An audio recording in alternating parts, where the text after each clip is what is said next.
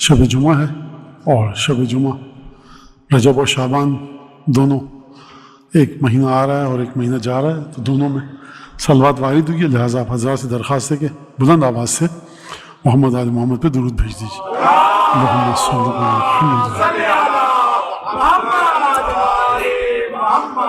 اعوذ باللہ من الشیطان الرجیم، بسم اللہ الرحمن الرحیم۔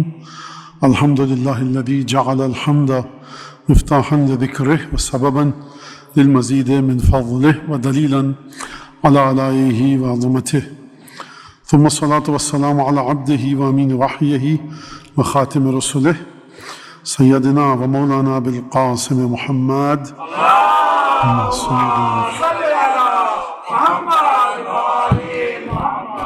وعلى أهل بيته الطيبين الطاهرين الذين أذهب الله عنهم الرجس وطهرهم تطهيرا.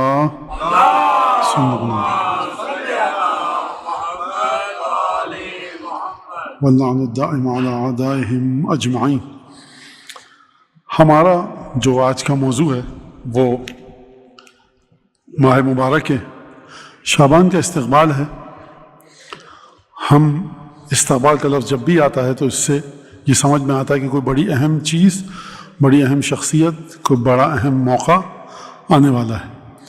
ہماری یہاں ایک ثقافت ہے، کلچر ہے کہ ہم کسی بھی اچھے عمل کا استقبال بھی کرتے ہیں اور ہر اچھے عمل کو یا اچھے موقع کو، اچھی مناسبت کو، اس کو الوداع بھی کہتے ہیں۔ آپ حضرات کے سامنے الوداعی زیارت، جب بھی جائیے آپ حرم ائمہ میں الوداع کیجیے زیارت کو، اور پھر اس کے بعد استقبال ماہ محرم ہے ہماری یہاں، استقبال ماہ مبارک رمضان ہے، پھر ماہ مبارک رمضان میں دعائیں ہیں جو استقبال کے موقع پر پڑھی جاتی ہیں۔ اس کا مطلب یہ کہ اہمیت ہے۔ اور اب یہ جو آج موضوع رکھا گیا استقبال ماہ شعبان، اس کا مطلب کیا ہے؟ کیونکہ دیکھیے آج یہ جمعرات ہے اور پھر شعبان کا آغاز ہے۔ اس میں ہو سکتا ہے کہ بہت سارے ایسے عمل ہوں کہ جو ہم نہ بتائیں تو مومنین کو پتہ نہ چلے اور وہ اس عمل سے محروم رہ جائیں۔ دو فائدے ہیں آج کے درس کے یا آج کی تقریر کے، آپ تک بھی اطلاع پہنچانی ہے اور خود میرے لیے بھی یہ چیز تازی ہو جائے کہ یہ چیزیں معصومین سے نقل ہو کر آئی ہیں۔ کتاب جو میرے سامنے کھلی ہوئی ہے اس وقت آپ سب کے پاس ہے، شیخ عباس قمی کی مشہور و معروف کتاب ہے۔ جس کے گھر میں نہیں ہے اس کے پاس موبائل پہ ہوگی۔ یہ کون سی کتاب ہے؟ یہ ہے جس میں تمام دعائیں ہیں، ہر مہینے کی، ہر روز کی، اور اس کا نام ہے مفاتیح الجنان، یعنی جنتوں کی چابیاں۔ اب اس سے میں ماہ شعبان کے عمل کو جو ہے وہ پڑھوں گا آپ کے سامنے۔ اب ایک کے بعد ایک رجب، شعبان اور ماہ مبارک رمضان۔ ماہ شعبان روایتیں پڑھوں گا میں، کوئی اپنی طرف سے بات کوشش کروں گا کہ نہ کروں، لیکن جہاں پر تشریح کی ضرورت پڑے۔ فرما رہے ہیں کہ یہ مہینہ منسوب ہے رسول خدا سے، اور رسول خدا اس مہینے میں روزہ رکھا کرتے تھے۔ یہ حدیث بھی نقل ہوئی ہے امیر المومنین سے کہ جب سے مجھے رسول خدا نے بتایا شعبان کے روزے کی فضیلت، کبھی بھی مجھ سے شعبان کا روزہ فوت نہیں ہوا۔ اب یہ جناب امیر فرما رہے ہیں، محنت مزدوری بھی کر رہے ہیں، کدال بھی چلا رہے ہیں، پھاوڑا بھی چلا رہے ہیں، درخت بھی اگا رہے ہیں، کھجور کے کنویں بھی کھود رہے ہیں، اور فرما رہے ہیں میں نے روزہ کبھی نہیں چھوڑا۔ بہت زیادہ تاکید ہے ماہ مبارک شعبان کے روزے کی، پورے مہینے کے روزے جس میں طاقت و ظاہر سی بات ہے، جس کے قضا ہیں وہ قضا کی نیت سے رکھے۔ اب یہاں پر جو چیزیں روایات ہیں ان روایت کو میں پڑھوں گا اور آخر میں ان روایت کو 2-3 جملوں میں سمیٹوں گا آپ کے سامنے۔ بلکہ پہلے کہہ دوں یہ بات، دیکھیے خدا نے آپ کو ایک مال دیا ہے اور ایک جان دی ہے، دونوں کو چاہتا ہے انسان کے محفوظ رہے۔ اچھا، ایک اور بھی چیز دی ہے جس کی جانب ہماری معمولاً توجہ نہیں ہے، وہ ہے عقل، شعور اور ایمان۔ اگر عقل اور شعور نہ ہو، سمجھ بوجھ نہ ہو، تو آپ ایمان کیسے حاصل کریں گے؟ یہ خدا نے آپ کو عقل دی ہے جس کی بنیاد پہ آپ ایمان کو آپ نے حاصل کیا۔ مجھ کو عقل دی، آپ کو عقل دی کہ ہم ایمان کو حاصل کر سکیں، ورنہ جو بیچارہ دیوانہ ہے نعوذ باللہ، اس کو نہ ایمان کی تمیز نہ شعور ہے، کچھ درک نہیں ہے۔ تو یہ سب سے بڑی نعمت ہے۔ اس ایمان کی نعمت کو جو بچایا جائے گا وہ کیسے بچائیں گے آپ؟ ایمان کی جو دولت دی ہے خدا نے، اس کو آپ کیسے بچائیں گے؟ میں کیسے بچاؤں؟ جسم میں جو دولت خدا نے دی ہے اس دولت کو استعمال کر کے ایمان کی دولت کو بچایا جاتا ہے۔ جس کے پاس کوئی روپیہ پیسہ سونا ہو وہ کیا کرتا ہے؟ وہ کاغذ کی تھیلی میں رکھ کر گھر کے کسی کونے میں نہیں رکھتا، بلکہ اس روپے پیسے سونے کو بچانے کے لیے تجوری خریدتا ہے۔ تو پیسے کو بچانے کے لیے پیسہ خرچ کرنا پڑتا ہے۔ ایمان کی دولت کو بچانے کے لیے جو روح کی دولت ہے، جو عقل کی دولت ہے، اس دولت کو بچانے کے لیے جسم کی دولت کو خرچ کرنا پڑے گا۔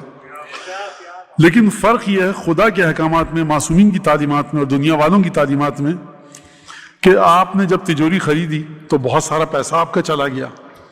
تجوری سے بھی معاملہ نہیں چلے گا تو آپ مسلح بندوق لے کر کسی کو گارڈ بلاتے ہیں، کہتے ہیں تم یہاں پر رہو اور میری دولت کی، میری چیزوں کی حفاظت کرو۔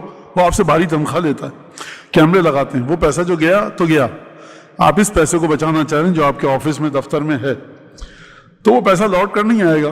آپ بچانا چاہ رہے ہیں ان چیزوں کو، لیکن خداوند تبارک و تعالیٰ نے جو حکم دیا کہ اپنی عقل اور ایمان اور شعور کو بچانے کے لیے اپنے جسم میں، جو ہم نے تمہیں جسم میں جو نعمت عطا کی، ان نعمتوں کو خرچ کرو، تو جب آپ جسم کی نعمتوں کو خرچ کرتے ہیں تو یہ نعمت ضائع نہیں جاتی بلکہ لوٹ کر واپس آتی ہے۔ ایک چیز، ایک تو چیز جسم کی نعمت، دوسری نعمت کیا دی آپ کو؟ مال، روپے اور پیسے کی نعمت۔ اور ان دونوں چیزوں میں خدا نے رکھا کہ جب تم جسم میں جو ہم نے تمہیں نعمتیں دی ہیں جسمانی، جب تم ان کو خرچ کرو گے تو یہ تمہارے جسم میں برکت لے کر آئے گی۔ مال کی جو ہم نے تمہیں نعمت دی ہے، جب تم اس مال کو خرچ کرو گے تمہارے مال میں بھی، ایمان میں بھی، جان میں بھی برکت لے کر آئے گی۔ روایت کیا ہمارے پاس، جب صدقہ دیا جاتا ہے تو مال میں برکت آتی ہے۔ برکت آتی ہے کیا مطلب؟ یعنی کم مال کے ذریعے آپ بہت سارے کام کر سکتے ہیں۔ تو مال جو گیا خدا کے راستے میں برکت کی صورت میں واپس ملا۔ دوسری چیز کیا ہوتا ہے صدقہ جب ہم دیتے ہیں تو بری موت سے بچاتا ہے، صدقہ بیماریوں سے بچاتا ہے، آفتوں سے بچاتا ہے۔ ایک آپ نے روپیہ خرچ کیا لیکن اس کے دو فائدے ابھی تک بتائے، جسم میں برکت اور جسم کی حفاظت، اور پھر خود اس مال کی حفاظت کے جس مال میں سے آپ نے صدقہ دیا۔ تیسری چیز روایت میں سوسو ایمانکم بالصدقہ، کیا مطلب؟ یعنی اپنے ایمان کا خیال رکھو، اپنے ایمان کی حفاظت کرو صدقے کے ذریعے۔ تو آپ خرچ کر رہے ہیں مال خدا کی راہ میں لیکن آپ کا ایمان بچ رہا ہے۔ خیر، اب ہم آتے ہیں ان چیزوں کی طرف۔ یہی دو تین محور ہیں، یہی دو تین بنیادی چیزیں ہیں کہ جو شعبان کے سلسلے میں گفتگو فرمائی ہے معصومین نے۔ اچھا، فرمایا کہ شعبان رسول خدا سے منسوب ہے۔ رسول خدا اس پورے مہینے میں روزے رکھا کرتے تھے اور ماہ شعبان کے روزوں کو جوڑتے تھے کس سے؟ ماہ مبارک کے رمضان کے روزوں سے۔ اور فرمایا کرتے تھے، ایک دفعہ نہیں فرمایا، دو دفعہ نہیں، فرمایا کرتے تھے کہ شعبان میرا مہینہ ہے، من صام یومن من شہری، جو میرے مہینے میں ایک روزہ رکھے گا جنت اس پر واجب ہو جائے گی۔ اور چھٹے امام سے روایت ہے، چھٹے امام اپنے دادا سے روایت کرتے ہیں سید ساجدین علیہ السلام سے کہ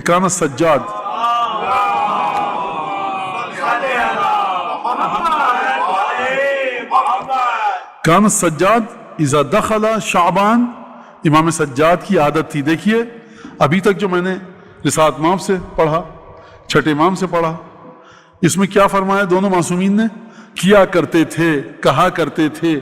یعنی شعبان کا مہینہ ایسا نہیں ہے کہ ایک دفعہ کہہ کے رسالت امام خاموش ہو جائیں، یہ عادت تھی، اکثر یہ کیا کرتے تھے، کہا کرتے تھے۔ امام سجاد کیا فرماتے تھے؟ جب شعبان داخل ہوتا تھا تو اپنے اصحاب کو جمع کرتے تھے اور فرماتے تھے کہ اصحابی، میرے ساتھیوں، شاگردوں، اتدرون ما ھذا الشہر، کیا تمہیں پتا ہے کہ یہ کون سا شہر ہے؟ یہاں پر رک جائیے ذرا۔ امام سجاد کس کو اکٹھا کرتے تھے؟ اپنے اصحاب کو۔ امام سجاد کے اصحاب وہ نہیں تھے کہ جو گلی میں کبھی اس فٹ پاتھ پہ بیٹھ گئے، کبھی اس فٹ پاتھ پہ، کبھی اس سینما گھر میں، کبھی اس سینما گھر میں، کبھی وہاں پر اپنا وقت ضائع کر رہے ہیں، کبھی یہاں پر۔ دین کا پتہ نہ قرآن کا پتہ، امام کے اصحاب ہیں۔ لیکن امام اتنا اہم مسئلہ ہے، جیسے محرم آتا ہے تو امام صادق سے کیا ہے؟ تمہیں پتا ہے کہ عاشور کو کیا ہوا تھا؟ اس کا مطلب ہے کہ اہمیت ہے جو امام بار بار تاکید فرما رہے ہیں، اپنے اصحاب کو جمع کر رہے ہیں۔ گلی کوچے میں گھومتے ہوئے بد کردار لوگوں کی بات نہیں ہو رہی، امام کے اصحاب۔ فرمایا تم جانتے ہو کون سا مہینہ ہے؟ فرماتے تھے یہ مہینہ اس کا نام ہے شعبان. رسول خدا فرمایا کرتے تھے, آپ دیکھیں نا, فرمایا کرتے تھے, کہا کرتے تھے, یہ عمل کیا کرتے تھے, سب میں ایک عادت کا ذکر ہو رہا ہے. فرمایا کرتے تھے کہ شعبان میرا مہینہ ہے, لہٰذا اب یہ حدیث قابل غور ہے, لہٰذا اس مہینے میں روزہ رکھو اپنے نبی کی محبت میں اور اپنے رب کی جانب قربت حاصل کرنے کے لیے. تو شعبان کے مہینے کے روزے میں دو چیزیں ہیں, ایک تو نبی کی محبت, بھائی میرا نبی روزہ رکھتا تھا اس مہینے میں, میں بھی روزہ رکھوں, خود محبت نبی. اس کا مطلب یہ ہے کہ محبت نبی میں بھی اگر آپ کوئی مستحب کام کریں کہ نبی کیا کرتے تھے تو یہ بذات خود قصد قربت ہے کہ نہیں ہے. جب آپ نے شعبان کا روزہ رکھا نبی کی محبت میں, یہ خود قصد قربت ہے, قربتاً اللہ, محبت ہے رسول خدا سے اس لیے کر رہا ہوں لیکن خدا کی قربت حاصل ہو رہی ہے. تو جب امام سجاد فرمانے کہ نبی کی محبت میں روزہ رکھو تو اس میں خدا آ گیا کہ نہیں آ گیا؟ آ گیا. پھر دوبارہ فرما رہے ہیں خدا کی جانب قربت حاصل کرنے کے لیے روزہ رکھو, دونوں جز کا ذکر فرما رہے ہیں, نبی کی محبت میں روزہ رکھو اور خدا کی قربت کے لیے. کوئی کہے جا کر سوال پوچھے امام سجاد علیہ السلام سے کہ مولا جب آپ نے کہا کہ آپ کے نانا کی محبت میں روزہ رکھوں تو اس میں تو قرض قربت آ گئی, تو پھر آپ الگ سے کیوں کر رہے ہیں؟ اس کا مطلب یہ ہے کہ بذات خود نبی کی محبت اپنے مقام پر ایک اہمیت رکھتی ہے, یہ ایسی چیز نہیں.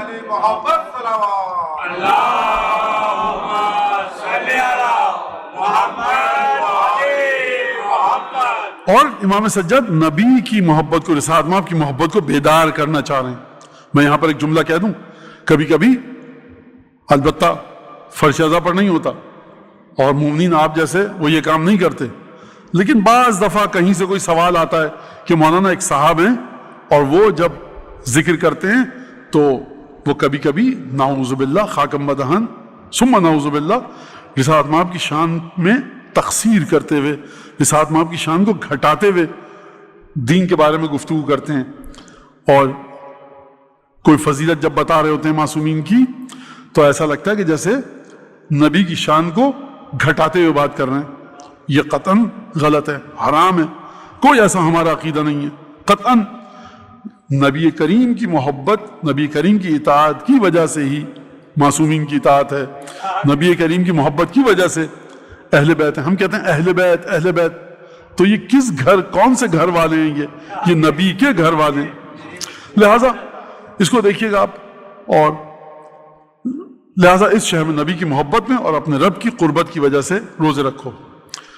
اور قسم کھاتا ہوں میں اس کی جس کی قبضہ قدرت میں میری جان ہے, امام سجاد فرما رہے ہیں, میں نے اپنے والد امام حسین کو کہتے سنا. کیا کہتے سنا؟ کہ میرے والد امام حسین السلام نے فرمایا کہ میں نے امیر المومنین کو کہتے سنا کہ من صام شعبان حبا لرسول اللہ وتقربا الی اللہ, جو شعبان میں روزہ رکھے رسول خدا کی محبت اور خدا کی قربت میں, احبہ اللہ, خدا اس سے محبت کرنے لگے گا. وقربہ الی کرامتہ, اور خدا روز قیامت, جب قیامت کا دن آئے گا تو خدا اسے نزدیک کرے گا. خدا کہاں پر نزدیک کرے گا؟ مطلب جہاں زیادہ ٹھنڈی ہوا چل رہی ہے یا جہاں زیادہ شربت اور کھانا بٹ رہا ہے. فرمایا الی کرامتہ, اس مقام پر خدا نزدیک کرے گا جو خدا کی عزت کا مقام ہوگا. وَأَوْجَبَ لَهُ الْجَنَّةَ, اور جنت کو اس کے لیے واجب قرار دے گا. میں آپ سے سوال کرتا ہوں, مقام کرامت قیامت میں جو خدا نے رکھا ہوا ہے یہ کہاں پر ہے؟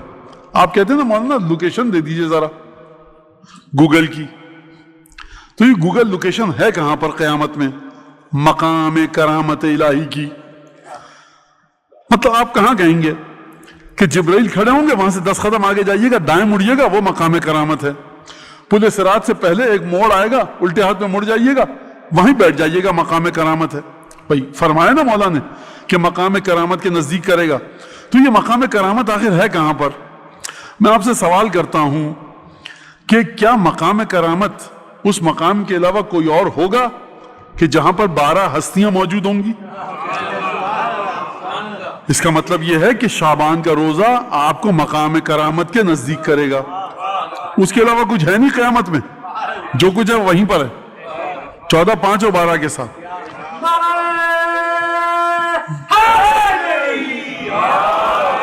اچھا، اب چھٹے امام کے صحابی سے ایک روایت نقل ہے.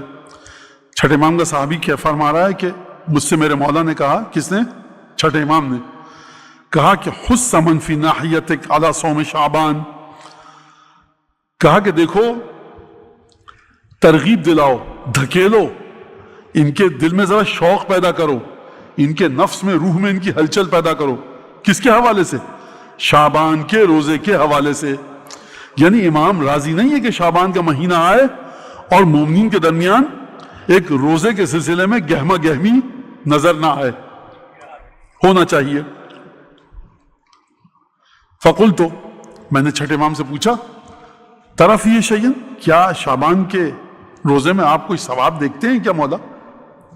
فرمایا ہاں، ان رسول اللہ کان اذا رأى ہلال شعبان، جب رسول خدا شعبان کا چاند دیکھا کرتے تھے تو ایک منادی کو پکارتے تھے، بلاتے تھے. منادی آپ سمجھتے ہیں کہ جو پکار پکار کے کہتا ہے بھائی یہ اعلان. پہلے یہ واٹس ایپ، ٹیلی فون، اخبار تو نہیں تھے، ریڈیو ٹی وی نہیں تھا، تو جس کی آواز سب سے زیادہ بلند ہوتی تھی تو اس کو بھیجتے تھے. اور وہ بر صغیر میں بھی تھا، ایک ڈھول لے کر یا طبل لے کر وہ آتا تھا، لوگ طبل بجتا تھا اس کے ارد گرد جمع ہو جاتے تھے اور وہ گلی کوچوں میں پھر کے خبر سناتا تھا. فرمایا جب شعبان کے چاند کو دیکھتے تھے تو حکم دیتے تھے ندا دینے والے کو کہ جاؤ اور یہ کہو کہ یا اہل یثرب، اے مدینے والوں، میں رسول خدا کا رسول ہوں. ایک انسان سے کہتے تھے تم جا کر یہ کہو کہ تم رسول خدا کے رسول ہو. رسول کا مطلب کیا؟ قاصد، ڈاکیا، جو پیغام لاتا ہے، پیغامبر، فرستادہ، بھیجا ہوا. کہو کہ تم جا کر کہو تم رسول خدا کے رسول ہو اور رسول خدا نے مجھے تمہارے پاس بھیجا ہے. اور یہ کہا کرو کہ آگاہ ہو جاؤ، جان لو شعبان میرا مہینہ ہے، لہٰذا خدا رحمت نازل کرے اس شخص پر کہ جو میرے مہینے میں میری مدد کرے. رسول خدا کیا فرما رہے ہیں؟ دوبارہ دہراتا ہوں، جا کر سب سے کہو کہ شعبان میرا مہینہ ہے. اچھا، رسول خدا یہاں پر اس حدیث میں یہ نہیں لکھا کہ رسول خدا فرماتے تھے جاؤ جا کر کہو کہ شعبان میرا مہینہ ہے لہذا میرے مہینے میں روزے رکھو. دیکھیے سب سے اچھا حکم وہ ہے کہ حکم دینے والے کے ساتھ آپ کا گہرا جذباتی تعلق ہو. لاٹھی ڈنڈا، تلوار، کوڑا، تازیانہ، بندوق، پستول کے، یہ تو آپ دل ہی دل میں مجھے برا بھلا بھی کہہ رہے ہیں. کیا مولانا نے کہا کیا کریں، خدا ان کو ہدایت دے. اور عجیب، بس اب منہ نہ کھلوائیے، آپ مولانا کے بارے میں کیا کہیں، کریے، اب پڑھتا کیا نہ کرتا. حکم وہ ہے، اس کا مطلب یہ رسول خدا فرمانے شعبان میرا مہینہ ہے، ان سے کہو روزہ رکھے میرے مہینے میں. یہ نہیں فرماتے تھے، فرماتے تھے شعبان میرا مہینہ ہے، جو اس مہینے میں روزے کے سلسلے میں میری مدد کرے، جو اس مہینے میں میری مدد کرے، جو میرے مہینے میں میری مدد کرے، خدا کی رحمت ہو اس پر. عجیب جملہ، جو اس مہینے میں میری مدد کرے. رسول خدا کی مدد کیا مطلب؟ کسی کی کمی ہے رسول خدا کے پاس؟ روپے پیسے کی، دولت کی؟ نعوذ باللہ، خاکم بدہن، نعوذ باللہ کہ رسول خدا کو ایصال ثواب کی ضرورت ہے. یا رسول اللہ آپ کی قبر پہ آئیں، مغفرت کے لیے آپ کی کیا دعا پڑھیں، استغفر اللہ. کیا کی کوئی چیز نہیں ہے رسول. اشارہ کریں دنیا جہاں، تو کون سی مدد کہہ رہے ہیں؟ فرما رہے ہیں کہ شعبان کے مہینے، میرے مہینے میں میری مدد کرے. رسول خدا کے لیے مشکل مسئلہ ہے کیا؟ مدد جب ہوتی ہے کہ جب آپ، یہ حدیث کے الفاظ ہیں. یہی لفظ جناب امیر المومنین نے نہج البلاغہ میں بھی استعمال کیا ہے عثمان ابن حنیف کو خط لکھتے ہوئے. دیکھو آئینونی، میری مدد کرو. جناب امیر کی کسی میں طاقت ہے کہ جناب امیر کی مدد کرے؟ وہاں پر فرمایا آئینونی، میری مدد کرو. جناب امیر فرما رہے ہیں میری مدد کرو بورعن وعفت واجتہاد وسداد. سداد یعنی مضبوطی کے ساتھ جم جانا، اجتہاد جان توڑ کر عبادت کرنا، ورا آپ سب جانتے ہیں، تقوی، ورا، پاکیزگی، کردار، ذہن، عقل، شعور، دل، نفس، روح سب پاک ہو. عفت یعنی پاکیزگی، یعنی جہاں پر خدا نے منع کیا ہے جس سمت جانے سے اس سمت نہ جایا جائے، اتنی پاکیزگی ہو. مولا فرمانے ان 4 چیزوں کے ذریعے جناب امیر میری مدد کرو. خوب اچھا، آپ جناب امیر کے چاہنے والے، میں جناب امیر کا چاہنے والا، جناب امیر آپ سے کہہ رہے ہیں میری مدد کرو، تو یہ 4 اچھے عمل آپ انجام دیں گے، جناب امیر کی کیا مدد ہوگی؟ میں آپ سے کہوں آپ نماز پڑھیے میری مدد کیجئے، مولانا نماز میری ہے، آپ کا کیا فائدہ ہوگا؟ لہذا اس بات کو سمجھیے. اب اس کو جناب امیر والے قصے کو ابھی چھوڑیے، رسول خدا کی طرف آتے ہیں. جلدی جلدی سناتا ہوں. رسول خدا کا ایک خادم تھا، اور اس کے بعد وہ خادم آیا. رسول خدا نے کہا تم نے 7-8 برس میری خدمت کی ہے، کچھ تو مانگو. اس نے کہا مہلت دیجئے تاکہ میں سوچ کے بتاؤں. جب اتنی بڑی ہستی کہہ رہی کچھ مانگو تو خوب سکون سے مانگوں کہ ایسی چیز ہو جو معمولی سے نہ گزر جائے. جلد آئے کہ یا رسول اللہ میں آپ سے مانگا کیا حاجت ہے؟ کہا حاجت میری یہ ہے انت صلی اللہ سے آپ یہ مانگیے کہ ان اکون معک فی الجنہ، میں آپ کے ساتھ جنت میں رہوں. یہ نہیں کہا، یہ نہیں فرمایا. ایک درود پڑھیے ذرا محمد آل محمد.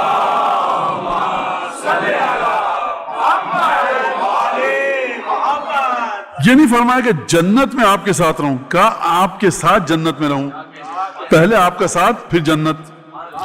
رسول خدا نے تھوڑی دیر کے لیے سر کو جھکا دیا، خاموش ہو گئے. اس کی ذہانت کی تعریف کر رہے تھے دل ہی دل میں، یا کیا سوچ رہے تھے اللہ جانتا ہے. سر اٹھا کر کہا کہ کس نے سکھایا تم کو یہ بات؟ ایسی تھی کہ کہا کس نے سکھایا؟ کہا یا رسول اللہ گھر گیا، آپ نے پوچھا تو میں نے سوچا کہ اولاد مانگوں کثرت سے، مرنا تو ہے ایک دن سب اولاد کو میری. مال مانگوں ختم ہو جائے گا، میں چلا جاؤں گا مال پڑا رہے گا. تو میں نے کہا کہ ایسی چیز مانگوں کہ جو وہ، تو میں نے آپ سے یہ مانگا. تو رسول خدا نے تھوڑی دیر سوچا، نہیں غلط کہا میں نے، اصلاح کیجئے، اس کی تصحیح کیجئے. رسول خدا نے پہلے مرحلے پر سر نہیں جھکایا، کہا کہ من علمہ کا حاضہ، تمہیں کس نے سکھایا؟ تو اس نے جواب دیا کہ میں نے سوچا یہ چیزیں ختم ہو جائیں گی، تو میں نے کہا آپ سے چیز ایسی مانگوں آپ کے ساتھ جنت میں رہوں. جنت میں آپ کے ساتھ نہیں رہنا، آپ کے ساتھ جنت میں رہنا ہے. ٹھیک ہے اچھا صاحب. تو پھر رسول خدا نے سر جھکایا اپنا اور تھوڑی دیر سوچا اور کہا کہ میں یہ خدا سے دعا مانگوں گا، لیکن تم ایک کام کرو، تم یہ کام کرو کہ میری مدد کرو کثرت سجدہ کے ذریعے. بخدا یہ ایسی حدیث ہے، چھوٹی سی حدیث ہے 2.5-3 لائنوں کی بہار میں، لیکن میرے خیال سے مومنین کو ہلا کے چلی جائے یہ حدیث. یعنی رسول خدا دعا کریں گے، 2 باتیں ہیں. ایک دفعہ رسول خدا دعا کریں گے، مانگیں گے، ایک دفعہ رسول خدا معجزہ دکھائیں گے، وہ اپنے مقام پر چیزیں. لیکن رسول خدا فرما رہے ہیں میں تمہارے لیے دعا کروں گا کہ تم کو خدا رکھے، لیکن یہ نہ کرنا کہ میری دعا کی بنیاد پر غافل ہو جاؤ. تو اب تو رسول خدا دعا کر رہے ہیں، کیسی نماز، کہاں کا روزہ. خوب توجہ کیجئے، رسول خدا فرما رہے ہیں اس حدیث سے قانون کیا سمجھ میں آیا کہ اپنے عمل کو جس حد تک ہو بہتر کرو. لہذا جب تم یہ عمل بہتر کرو گے تو تم گویا کہ میری دعا کے سلسلے میں مدد کر رہے ہو کثرت سجود کے ذریعے. ایسا نہ ہو کہ تم غافل ہو جاؤ، ہاتھ پہ ہاتھ رکھ کے بیٹھ جاؤ. بات سمجھ میں آ گئی یہاں تک؟ اب جناب امیر رسالت فرما رہے ہیں رحمت و خدا کی اس بندے پر یعنی بندہ خدا پر کہ جو میرے مہینے میں میری مدد کرے. کیا مطلب ہے میرے مہینے میں میری مدد کرے؟ رسول خدا کا ہم و غم ایک ہے. رسول خدا کی جو تکلیف ہے، جو دھڑکا ہے، جو اندیشہ ہے رسول خدا کا وہ ایک ہے، یہ جہنم میں نہ جائیں، یہ جنت میں جائیں. لہٰذا دیکھو تم لوگ جب شعبان میں روزہ رکھو گے تو جو میں شفاعت کرنا چاہتا ہوں، میں چاہتا ہوں ایک بھی میرا امتی جہنم میں نہ جائے. تو یہ تمہیں طریقہ بتا رہا ہوں میں کہ تم اگر کثرت سے روزے رکھو گے، شعبان کے مہینے میں پورے روزے رکھو گے تو تم گویا اس مہینے میں میری مدد کر رہے ہو. کون سی مدد؟ کہ شفاعت میرے لیے آسان الفاظ استعمال کروں, شفاعت کرنا میرے لیے تمہاری شفاعت آسان ہو جائے گی. ایک دوسرا لفظ بدل کے کہوں کہ میری شفاعت کرنے والوں کی تعداد بڑھ جائے گی. بھئی رسول خدا کی شفاعت دو طرح کی ہے نا. ایک تو رسول خدا نے انشاءاللہ تعالی معصومین, مجھ جیسے کو دیکھ کے کہیں کچھ بھی نہیں ہے تمہارا عمل, ارے میاں آ جاؤ تم 4 لوگوں کو رلایا تھا چلے جاؤ جنت میں. ایک دفعہ یہ ہے کہ رسول خدا کسی سے کہیں جنت میں کہ ایک دنیا میں کہتے ہیں کہ دیکھو تم چاہتے ہو کہ ہمارے ساتھ جنت میں جاؤ تو ہم یہ عمل تمہیں بتا رہے ہیں, یہ بھی شفاعت ہے. کون بتائے کون سا عمل کہ جو جنت تک لے کے جائے. میں 10 عمل آپ کو اپنی طرف سے بتاتا رہا ہوں, کوئی حیثیت نہیں ہے. رسالتوں آپ ایک چھوٹا سا عمل بتائیں کہ جس کے ذریعے براہ راست جنت میں پہنچیں, یہ بھی تو شفاعت ہے, علمی شفاعت ہے. یعنی اپنے علم رسالت سے امیر المومنین نے اپنے علم امامت سے آپ کے سامنے ان چیزوں پر سے پردہ اٹھایا جہاں تک آپ کسی بھی مولانا کے ذریعے نہیں پہنچ سکتے تھے, تو یہ رسول خدا کے وجود کے ذریعے پہنچا. شعبان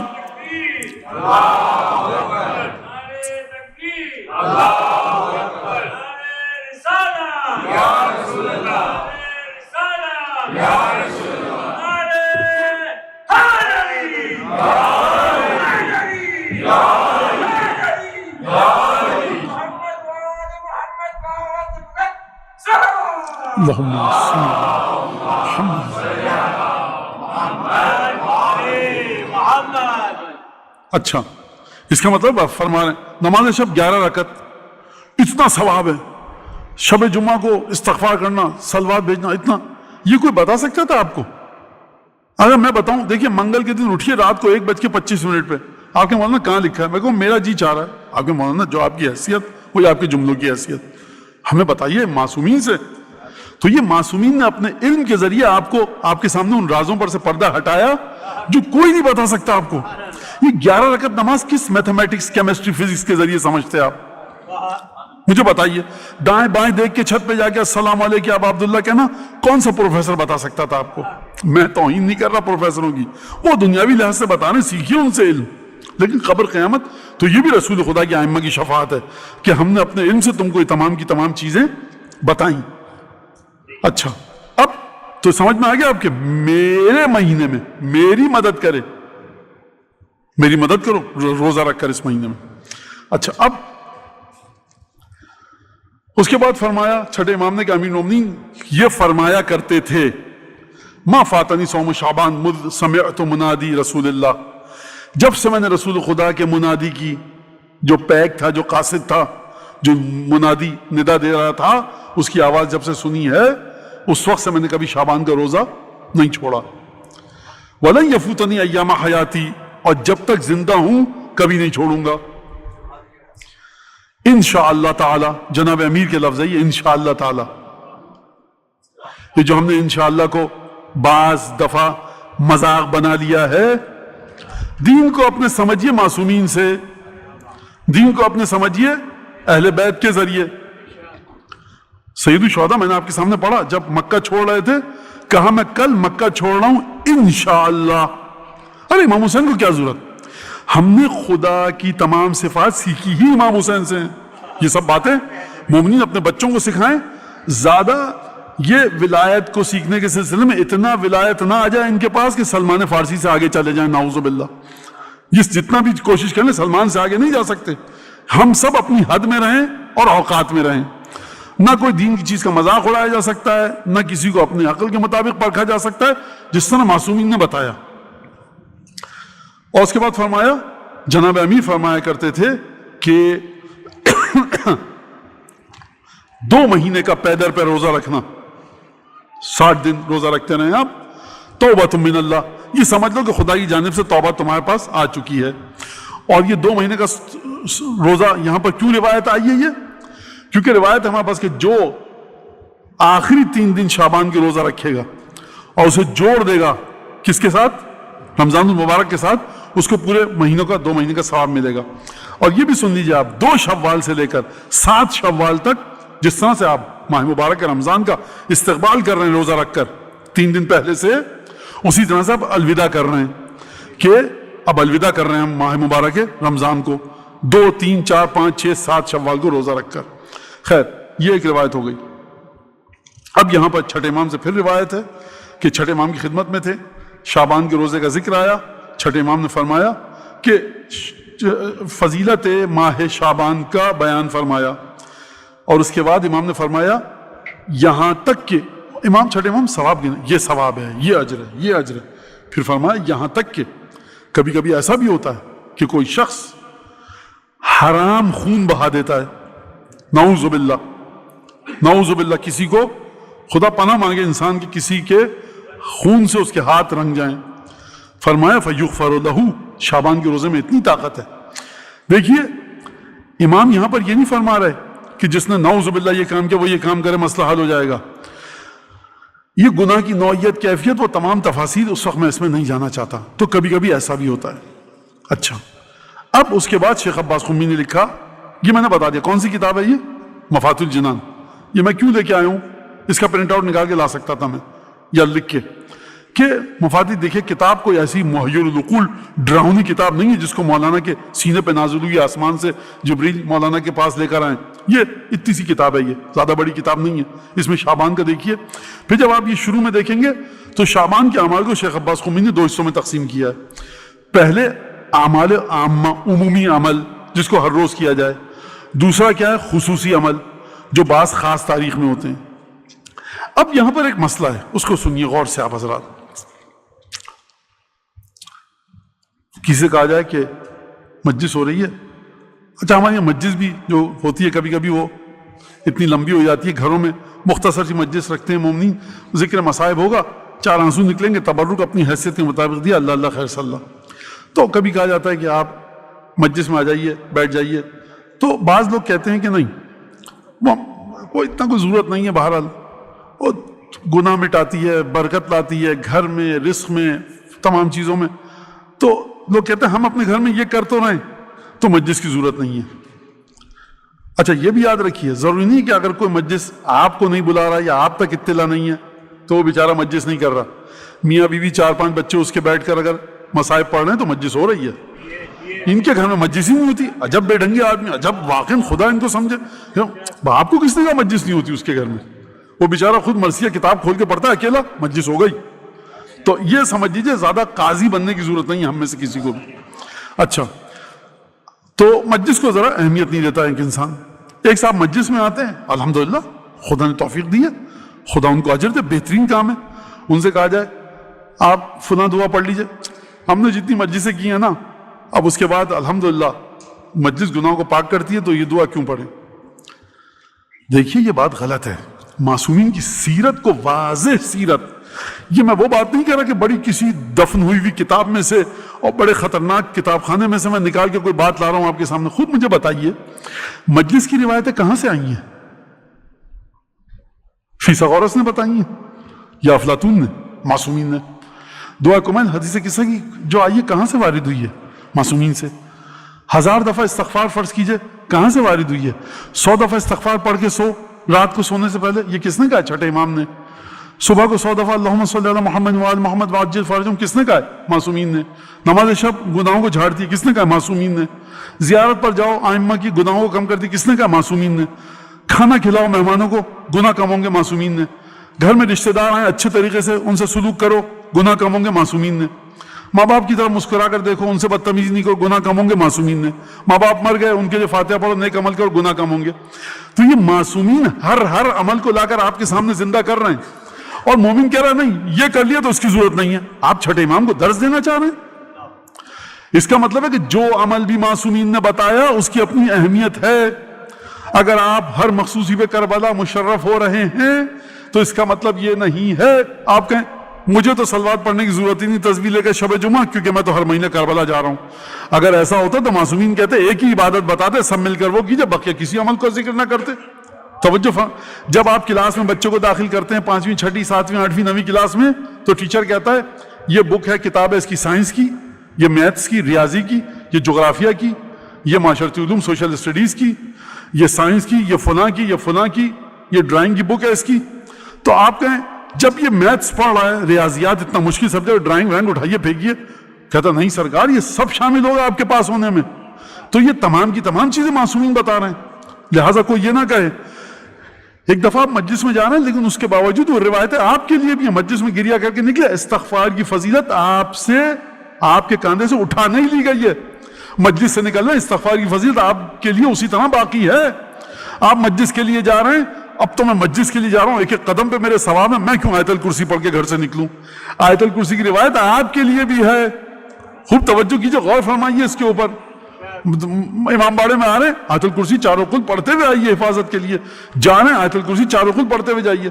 ہم نے اپنے گھر میں صبح سے 9 بجے سے مولانا مسجد شروع ہوئی تھی، 11 بجے سب چاندنی وغیرہ دری سمیٹی برتن رکھے، تو آج جب ہم سوئیں گے تو پھر 2 دن بعد اٹھیں گے اور نہ استغفار پڑھنے کی ضرورت ہے، نہ کوئی دعا، نہ کوئی سرکار، یہ آپ کے لیے بھی ہے، تھکے میں ہے، طاقت نہیں، وہ ایک الگ چیز ہے۔ لہٰذا معصومین نے کچھ گناہ ایسے ہیں جو سوائے گریے پر امام حسین کے نہیں مٹائے جاتے، کچھ گناہ ایسے ہیں جو آپ کو رشتہ داروں سے اچھا سلوک کرنا پڑے گا تو ختم کیے جائیں گے، کچھ گناہ ایسے صدقہ دینا پڑے گا، کچھ گناہ ایسے عمرے پہ حج پہ جانا پڑے گا، کچھ گناہ ایسے نماز اول وقت پڑھنی پڑے گی۔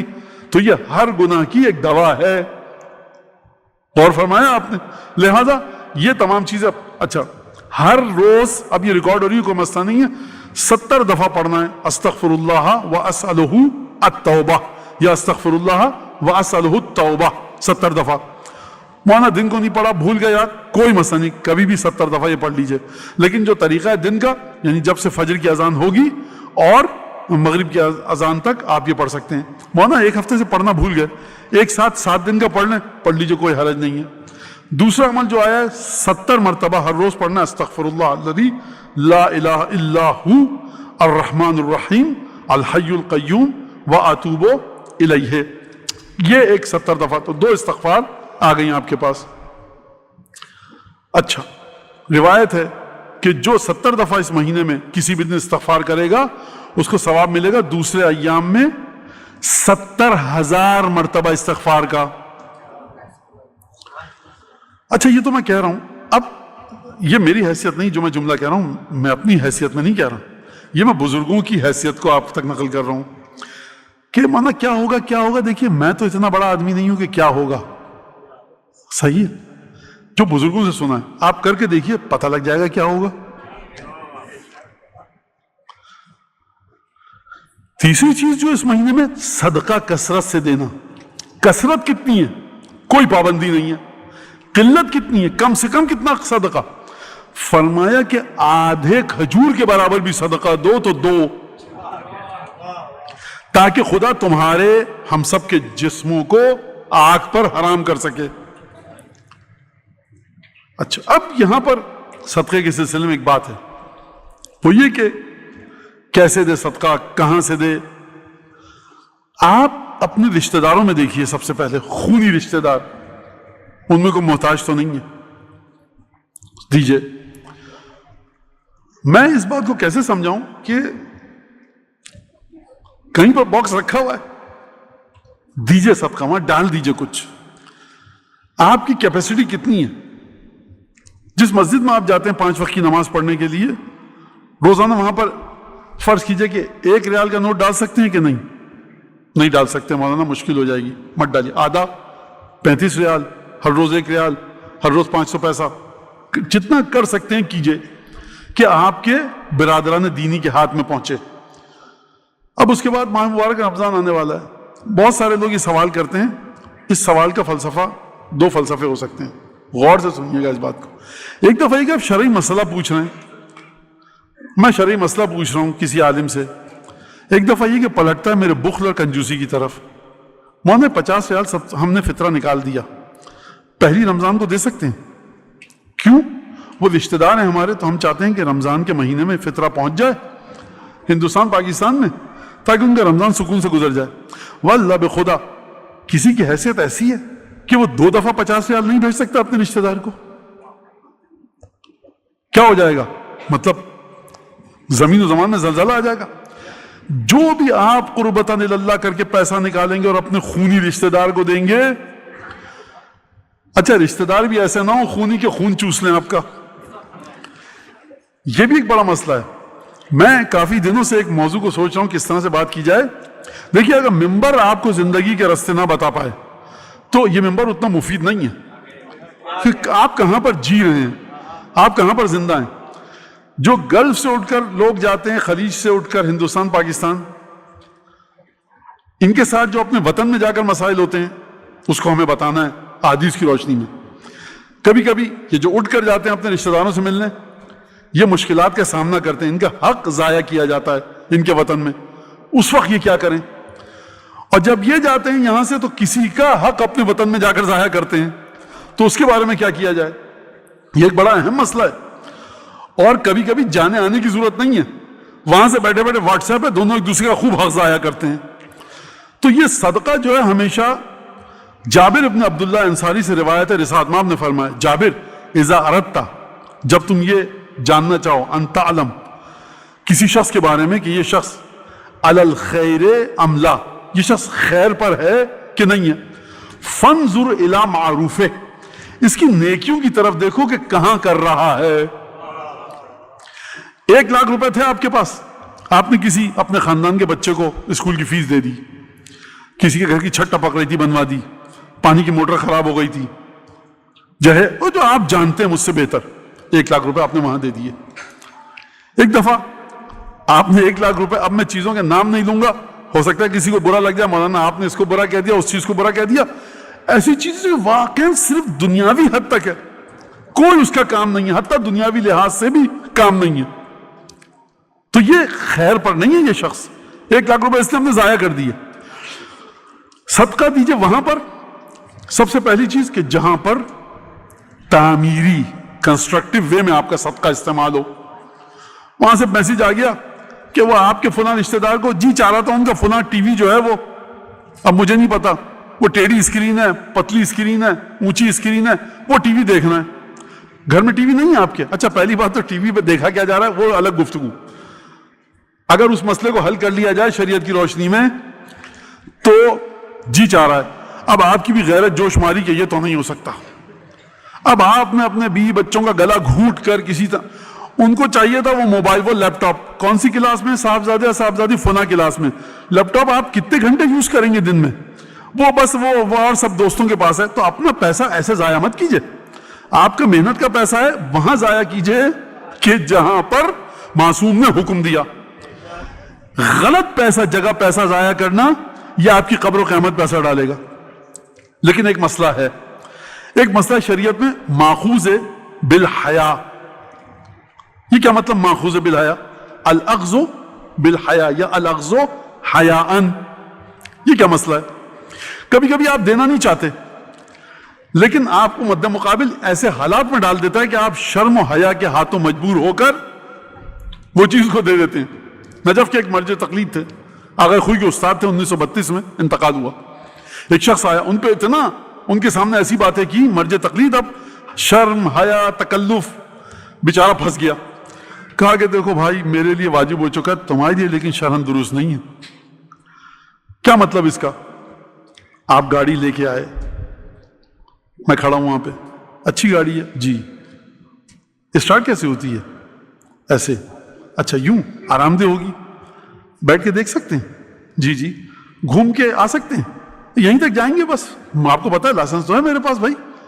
اب میں ایسی باتیں کیے جا رہا ہوں کہ آپ کہیں ارے قبلہ لیجئے چلائیے گاڑی، آپ نہیں دینا چاہتے تھے، آپ نے اپنی اجازت سے دی ہے مجھے یہ چیز، لیکن میرے لیے معصومین کی روایت کے مطابق یہ کام صحیح نہیں ہے کہ میں آپ کو اس طرح سے پھنسا ڈالوں چیزوں میں کہ آپ مجبور ہو کر اپنی ذاتی چیز میرے اختیار میں دے دیں، وہ آپ نے خود ہی تو دی، اس میں کیا حرام؟ اخذ بحیا ممانعت آئی ہے اس کی۔ تو کبھی کبھی اخذ بالحیا انسان کر، یہ وہ بے حیا اردو والا نہیں ہے، یہ الاخذ حیاء یعنی آپ کو تکلف میں، شرم میں، حجب و حیا میں پھنسا دیا۔ تو اب آپ کو کبھی کبھی اپنے کسی رشتہ دار کے ساتھ، دوست کے ساتھ اچھا سلوک کرنا پڑتا ہے، مجبور ہو کر پھنس جاتے ہیں آپ، کیا کیا جائے؟ لہٰذا یہ صدقے کے حوالے سے ایک چیز آپ یہ دیکھیں، لیکن صدقہ کرنے میں کبھی بھی کنجوسی نہ کریں۔ البخیل قریب من الناس قریب من النار وبعید عن الجنہ، کنجوس شخص جنت سے دور ہے، جہنم کے نزدیک ہے، لوگوں سے دور ہے۔ والسخی قریب من الناس، سخی لوگوں کے بھی قریب ہے، جنت کے بھی قریب ہے، خدا کے بھی قریب ہے۔ انبیاء کی صفات میں سے ایک صفات ہے سخاوت، لیکن سخاوت ایسی نہ ہو کہ بیوی بچوں کا گلا گھونٹ دیں، آپ بیوی بچوں کو مشکل میں ڈال دیں، تو یہ ایک چیز۔ اچھا اب یہاں پر روایت رسول خدا سے کہ راوی نے سوال کیا رسول خدا سے کہ کیا یار، جب معذرت امام سے، چھٹے امام سے سوال کیا، یا اپنا رسول اللہ یہ جو شعبان کے روزے کے بارے میں آپ بیان فرما رہے ہیں اس کا کیا ثواب ہے؟ فرمایا الجنت واللہ، شعبان کے روزے کا ثواب جنت ہے۔ راوی نے پوچھا کہ افضل کون سا عمل ہے؟ ما یفعل فی، اس مہینے میں سب سے افضل عمل کیا ہے؟ فرمایا الصدقہ والاستغفار، ایک تو صدقہ کثرت سے اور استغفار کثرت سے، اور پھر فرمایا ومن تصدق بصدقۃ فی شعبان، جو ماہ شعبان میں بصدقۃ کسی بھی قسم کا صدقہ دے، قلیل کثیر حقیر خطیر، کسی بھی قسم کا صدقہ دے، رباہ اللہ تعالی، خدا اس کے اس قلیل سے صدقے کو پروان چڑھاتا ہے۔ خوب توجہ کیجئے، خدا ہر صدقے کو پروان چڑھاتا ہے، لیکن شعبان کا صدقہ جو پروان چڑھتا ہے وہ بالکل مختلف طریقے سے ہوتا ہے۔ دیکھیے آپ جب بھی گملے میں بیج لگاتے ہیں تو کچھ نہ کچھ کوپلے اتنا سا پودا نکل آتا ہے نا، مہین سا ننا سا، لیکن جب آپ باہر کے موسم میں پودا لگاتے ہیں تو وہ الگ طریقے سے پروان چڑھتا ہے۔ تو شعبان صدقے، استغفار اور روزے کی بہار ہے۔ کما یربی احدکم فصیلہ، تم میں سے تم نے دیکھا ہے، چھٹے امام فرمائے تم نے دیکھا ہے کہ کوئی شخص تم میں سے اونٹ کے بچے کو خریدتا ہے، اونٹنی کے بچے کو، اس کو گھاس دیتا ہے، چارہ دیتا ہے، اور پھر پروان چڑھاتا ہے، اور وہ اونٹنی کا بچہ اتنا بڑا ہو جاتا ہے کہ پھر آپ اس پہ اپنا سامان لاتے ہیں، سفر کرتے ہیں، صحرا کا سفر کرتے ہیں، ہل چلاتے ہیں، کنویں سے پانی نکالتے ہیں، دودھ سے اس کے کتنے فائدے ہوتے ہیں، اس کے بالوں کے ذریعے آپ اپنا لباس بناتے ہیں، تو یہ پروان چڑھتا ہے۔ اسی طرح سے فرمایا اتنا تم جو صدقہ، ذرا سا صدقہ شعبان کے مہینے میں دو گے، حتی یوافی یوم القیامہ، تم اس صدقے کو قیامت میں دیکھو گے، وقد صار مثل احد، یہ کوہ احد کی طرح ہو جائے گا، احد کے پہاڑ کی طرح، رتی برابر صدقہ۔ اس کے بعد شعبان کے پورے مہینے میں 1000 دفعہ کا ہے، یعنی ہر روز 1000 دفعہ نہیں ہے، اس طرح سے تقسیم کیجئے کہ مکمل آپ 1000 دفعہ کی گنتی ہو جائے۔ کیا چیز؟ 1000 دفعہ پورے شعبان میں، یعنی ایک دفعہ آپ نے فرض کیجئے 300 دفعہ کر لیا، 200 دفعہ کر لیا، 50 دفعہ کر لیا، گنتے رہیے اس کو۔ کیا؟ سنیے وہ ذکر، لا الہ الا اللہ ولا نعبد الا اياه مخلصین لہ الدین ولو کرہ المشرکون، یہ بہت زیادہ ثواب ہے اس کا۔ ایک اہم چیز وہ یہ کہ اگلا جو ہماری تقریر ہوتی اس میں یہ میں بات نہیں کہہ پاتا۔ کون سی بات؟ سنیے، ہر شعبان کا جو ہر جمعرات آتی ہے، ماہ شعبان کی جب جمعرات آتی ہے تو اس میں آپ کو 2 رکعت نماز وارد ہوئی ہے۔ ہر رکعت میں کس طرح سے 2 رکعت؟ وہی صبح کی طرح۔ مولانا نیت کیا ہوگی؟ کوئی بھول جائے آپ یہ بھی نیت کریں، وہ جو مفاتی میں لکھی ہے نا وہی نیت کافی ہے، ٹھیک ہے؟ مولانا مستحب کی کریں، کس کی کریں نیت؟ آپ کر لیجئے، انشاءاللہ کہ خدا ثواب دے گا، یہ نیت کر لیجئے، مولانا سے پوچھنے کی ضرورت نہیں، وہی جو مفاتی میں لکھی ہو کافی ہے۔ مفاتی لکھنے والے کو جس نے خلق کیا ہے نا وہ جانتا ہے کہ آپ کون سی نماز پڑھ رہے ہیں۔ اچھا، بہرحال ایک دفعہ الحمد اور 100 دفعہ قل هو اللہ پہلی رکعت میں، دوسری رکعت میں ایک دفعہ الحمد، 100 دفعہ قل هو اللہ، پھر آپ نے دوسری رکعت میں رکوع، دونوں سجدے، تشہد، سلام، اللہ اکبر اللہ اکبر اللہ۔ یہ کتنی رکعت ہوئی؟ 2 رکعت۔ دونوں رکعتوں میں 100 دفعہ قل هو اللہ، ہم کے بعد بالکل صبح کی نماز کی طرح ہے، فرق یہ کہ الحمد کے بعد 100 دفعہ قل هو اللہ، رکوع سجدہ سب بالکل وہی ہے، خدا کے لیے پریشان مت ہوئیے گا، بالکل ہو بہو وہی ہے۔ الحمد کے بعد صرف 100 دفعہ قل هو اللہ، یہ 2 رکعت ہوئی، 2 رکعت پھر پڑھیے، یہ 4 رکعت، اسی طرح الحمد کے بعد 100 دفعہ قل هو اللہ، اور پڑھنے کے بعد جب سلام آپ نے پڑھ دیا تو درود پڑھنا ہے کتنی دفعہ؟ 100 دفعہ۔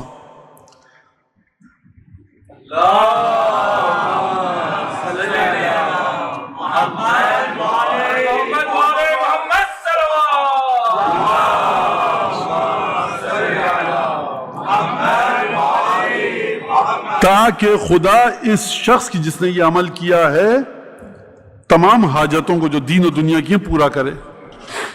یہ اس نماز کا ایک انعام لکھا گیا ہے یہاں پر۔ اور شعبان کے روزہ جو ابھی تک میں نے آپ کو بتایا، یہ شعبان کے روزے کو آپ کیا سمجھے؟ ثواب ہے کہ نہیں ہے شعبان کے روزے کا؟ ہے، پورے شعبان کا۔ اب یہاں پر شیخ عباس قمی نے لکھا کہ شعبان کے جو جمعرات ہوتی ہے اس کا روزہ مستحب ہے۔ یعنی کیا مطلب؟ یعنی بہت شدت کے ساتھ تاکید ہے۔ اور حدیث میں آیا ہے کہ تتزین السماوات فی کل خمیس من شعبان، آسمان سجائے جاتے ہیں ہر جمعرات کے دن شعبان کی، اور ملائکہ کہتے ہیں الہنا اغفر للصائم، اے ہمارے پروردگار مغفرت فرما آج جمعرات کے دن روزہ رکھنے والے کی، وَأَجِبْ دُعَاءَهُ، اور اس کی دعا کو جو پکار رہا ہے تجھے، اس کی دعا کا تو جواب دے۔ اور رسول خدا سے حدیث ہے کہ جو پیر اور جمعرات کے دن شعبان میں روزہ رکھے گا، خدا اس کی 20 حاجتیں دنیا کی پوری کرے گا اور 20 حاجتیں آخرت کی۔ کس دن؟ پیر اور جمعرات کے دن۔ دیکھیے پورا شعبان روزہ، لیکن پیر اور جمعرات تاکید ہے، اور جمعرات کے دن کی تاکید آپ نے سمجھ لی کہ آسمان سجائے جاتے ہیں۔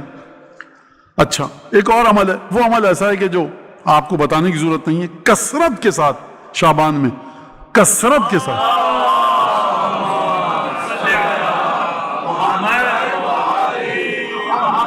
پھر اس کے زوال کے وقت ایک صلوات ہے، وہ پڑھیے۔ اچھا، ایک بڑا مسئلہ ہے، مولانا اس وقت نہیں پڑھا، اب پڑھ سکتے ہیں، یہ مستحب عمل ہے، جب بھی چھوٹ گیا آپ سے، جب بھی وقت ملا دوبارہ کر لیجئے، کوئی حرج نہیں ہے، ٹھیک ہے؟ ایک تو یہ بات ہو گئی۔ اچھا، اب اس کے بعد جو پہلے دن کا جو روزہ ہے اس کی فضیلت اپنے مقام پر ہے، شیخ عباس قمی فرما رہے ہیں فضیلت کے ساتھ پہلے دن کی۔ پہلی رات کے اندر ایک نماز ہے 12 رکعت، جس میں ہر رکعت میں الحمد 1 دفعہ اور سورہ توحید 11 دفعہ۔ کتنی رکعت نماز ہے؟ 12 رکعت نماز، 2 رکعت کر کے پڑھنی ہے، یعنی 6 دفعہ صبح کی نماز کی طرف نماز پڑھیں گے، ہر رکعت میں الحمد کے بعد 11 دفعہ قل ہو اللہ۔ ایک اور مسئلہ ہے، 1000 100 1000 یا 10,000، زیرو بڑھاتے رہیے، 100 میں ایک زیرو اضافہ کیا 1000، 1000 میں ایک زیرو اضافہ کیا 0، 10,000 دفعہ قل ہو اللہ پڑھنا وارد ہوا ہے ماہ شعبان میں۔ کیسے ہوگا؟ کوئی مشکل نہیں ہے، وہ کاؤنٹر خرید لیجیے، پڑھتے رہیے، چلتے پھرتے اٹھتے بیٹھتے، ہو جائے گی 10,000 دفعہ۔ اچھا، اب یہاں پر جو شعبان کے فضائل ہیں اور جو شعبان کی عبادتیں ہیں، میں آپ سے درخواست کروں گا، وقت ہمارا ختم ہو گیا ہے، وہ یہ کہ جا کر یہ جو عمل ہے اس کو آپ پڑھیے گا، اور اس دعا میں جو زوال کے وقت پڑھنے کا حکم آیا ہے، جو شروع ہوتی ہے اللہم صلی اللہ محمد وعلی محمد شجرۃ النبوہ و موضع رسالہ، یہ الکہف الحصین وغیاث المستر المستقیم، یہ اس میں دیکھیے گا۔ اس کا ترجمہ آپ ضرور پڑھیے۔ اس کا ترجمہ پڑھنے کا فائدہ کیا ہوگا؟ فائدہ ہوا کہ آپ کو اپنا رشتہ اہل بیت کے ساتھ سمجھ میں آئے گا، اور اہل بیت کی جو طاقت ہے وہ آپ کی سمجھ میں آئے گی۔ وہی بات آگئی جو میں نے شروع میں کہی، اہل بیت کی طاقت تو حدیث قصہ میں بھی ہے، دعا کمیل میں بھی ہے، دعا توسل میں بھی ہے۔ دیکھیے اگر ایسا ہوتا، خدا نے بھی پہلے کے بعد 11 مزید امام بھیجے۔ خدا کہتا ہے کہ بہادری، شجاعت، طاقت، صبر، تقوی، پاکیزگی، علم، قرآن، حق، رسول خدا کا نفس علی بن ابی طالب میں تو ہے، اب 11 اور کیوں بھیجوں؟ خدا نے بھی ایک کے بعد ایک امام بھیجے۔ تو جس طرح سے خدا نے ایک کے بعد ایک امام بھیجے، 12 کا عدد پورا کیا، اسی طرح سے یہ معصومین ہمارے ہر جگہ ہر دعا کے ذریعے اپنی کچھ حیثیتوں کو، اپنی فضیلتوں کو آپ کے سامنے پیش کر رہے ہیں۔ لہٰذا زوال کے وقت جو دعا ہے، صلوات ہے، اس کو آپ پڑھیے تاکہ آپ کو پتہ لگے کہ آپ کا تعلق اہل بیت کے ساتھ کیا ہے اور اہل بیت کی فضیلت کہاں پر ہے۔ اس میں ایک لفظ ہے ید ابو فی صیامہ و قیامہ، فی لیالی ہے و ایامہ۔ پروردگار اس نبی کا واسطہ ہمیں اس نبی کی سنت پر چلنے کی توفیق عطا فرما کہ جو نبی جس کی عادت تھی کہ شعبان میں دن کو روزہ رکھتا تھا، راتوں کو عبادت کرتا تھا۔ اور اگر میں ایک جملے میں کہوں کہ شعبان عشق رسول خدا کا مہینہ ہے۔ اللہم صل علی محمد۔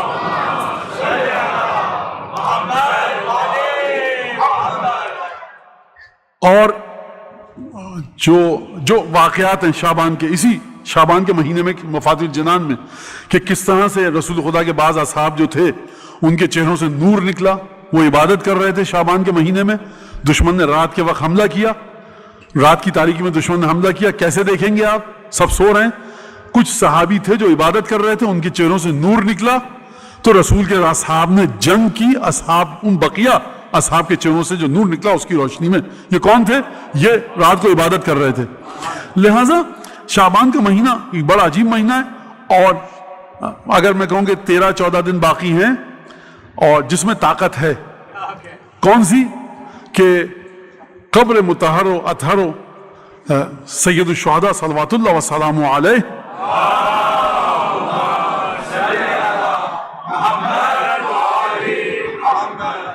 فضیلت پڑھی ہے اس کی. یہاں پہ میں ایک 4-5 منٹ باقی ہیں میرے خیال سے, 4-5 منٹ ہیں نہیں ہے نا؟ صحیح ہے. وہ جو کمپیوٹر بیٹھے ہیں وہ پڑھ کے دیکھ ہی نہیں رہے اس طرف ڈر کے ہمارے. اچھا ہے, نہیں بس آخری بات ہے وہ یہ ہے کہ کئی دفعہ بات ہو چکی ہے, بہترین متقی انسان ہیں آپ, پیسہ بھی ہے, طاقت بھی ہے, چھٹی بھی مل سکتی ہے, 3 دن 4 دن میں پورے عراق کی زیارتیں ہو سکتی ہیں, نہیں جاتا انسان. ایک بس سستی ہے. دنیا میں اگر آپ جائیں, دنیا میں, اور میرے خیال سے بر صغیر میں بھی ہوں گے ایسے لوگ, اور دنیا میں یورپ کیا, شمالی امریکہ اور اس طرف جائیے مشرق کی طرف, آسٹریلیا, نیوزی لینڈ, کہاں پہ ایسے لوگ ہوں گے کہ جن کو زیارت پہ جانا مطلب ایک بوجھ سا لگتا ہے. صحیح ہے, انسان کا پیسہ نہیں ہے, مالی طاقت نہیں ہے, خدا نے اس کے اوپر سے اٹھا لی ہے یہ چیز دل میں, لیکن انسان اپنے اس جذبے کو لے کر آئے.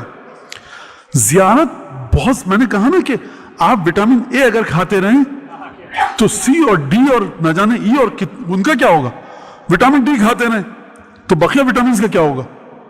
تو ہر وٹامن جس طرح سے آپ کو چاہیے, خدا کہتا کہ میاں دیکھو یہ کھجور ہے, اس میں 1.5 لاکھ وٹامنز ہیں, سب کی سب رکھ دے, بس یہی کھاتے رہو. نہ سیب پیدا کرتا, نہ آم, نہ کیلا, نہ امرود, نہ انار. آپ اس بات کو سمجھیے کہ خداوند تبارک و تعالیٰ نے اپنی تمام جو آپ کی ضرورت کی چیزیں تھیں مختلف چیزوں میں رکھی ہیں. تو اسی طرح سے نیک عمل بھی ایسا ہی ہے. والدین اپنے بچوں کے دل میں زیارت کا جذبہ اور شوق پیدا کریں. اچھا, کبھی کبھی زیارت کے جذبے کو مذاق اڑایا جاتا ہے کہ لوگ یہ ہے اس طرح سے, یہ جب دیکھو زیارت پہ جا رہے ہیں. اب وہ ظاہر سی بات ہے کہ یہاں پر ہمارا موضوع بحث نہیں ہے, تو بھی زیارت کو کیوں دیکھ رہے ہیں آپ جا رہے ہیں اٹھ کے, صاحب ایک گیند دی آپ نے, 22 آدمی اس کے پیچھے بھاگ رہے ہیں. انہوں نے کون سا دنیا سے غربت کا خاتمہ کر دیا, انہوں نے جنگوں کا خاتمہ کر دیا. جو وہ اسٹیڈیم میں دیکھنے آتے ہیں, 2 آدمی ایک گیند کے پیچھے بھاگ رہے ہیں بلہ لے کر, تو اس کے ذریعے تمام محبتیں آ گئی دلوں میں, حسد ختم ہو گیا, یتیم بچوں کی شادیاں ہو گئی. میں اعتراض نہیں کر رہا, میں کہہ رہا ہوں حرام ہے. میں کہوں 10,000 کام ہو رہے ہیں دنیا میں, تو سب کو ختم کیجیے, صرف غریبوں پر مرکوز کیجیے. یہ بدبخت بیچاری زیارت مظلوم ہے, اسی کے اوپر آپ کا بس چلتا ہے. بس جہاں کسی نے ذرا سا کچھ کیا, آپ نے کہا یہ دیکھیے زیارت, یہ سب ایسا نہ کیجیے.